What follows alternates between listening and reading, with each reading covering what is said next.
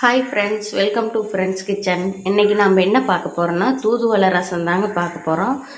சளி இருமல் இருக்கிறவங்களுக்கு இந்த தூதுவளை ரசம் வச்சு கொடுப்பாங்க. அப்போல்லாம் அம்மாலாம் வச்சு கொடுத்துருக்குறாங்க. அந்த மாதிரி இப்போ நாமளும் ட்ரை பண்ணலாங்க. அதுக்கு அடுப்பில் மண் சட்டி வச்சு எண்ணெய் சேர்த்துக்கலாங்க. முழுமல்லி 1 ஸ்பூன் சேர்த்துக்கலாங்க. சீரகம் 1 ஸ்பூன். சாரிங்க, அப்புறம் மிளகு போட்டால் இப்போ தாங்க சீரகம் போடுறேன். மிளகு 1 ஸ்பூன், சீரகம் 1 ஸ்பூன். சின்ன வெங்காயம் ஒரு 7 சேர்த்துக்கலாங்க. பூண்டு தோல் உரிக்காமையே 10 சேர்த்துக்கலாங்க. தூதுவளை இலை ஒரு கைப்பிடி அளவு சேர்த்துக்கலாங்க.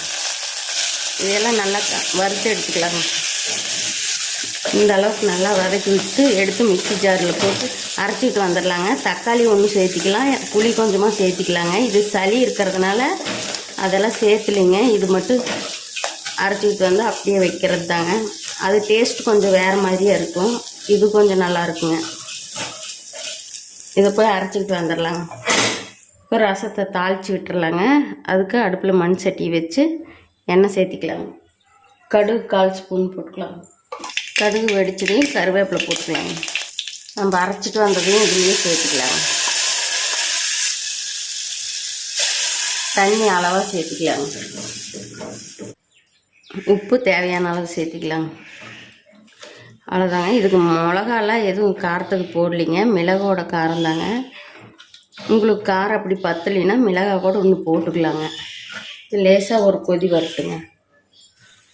இந்த அளவுக்கு நல்லா கொதித்து வந்தால் போதுங்க. ஏற்கனவே எல்லாம் வறுத்து தான் சேர்த்திருக்கிறோம்.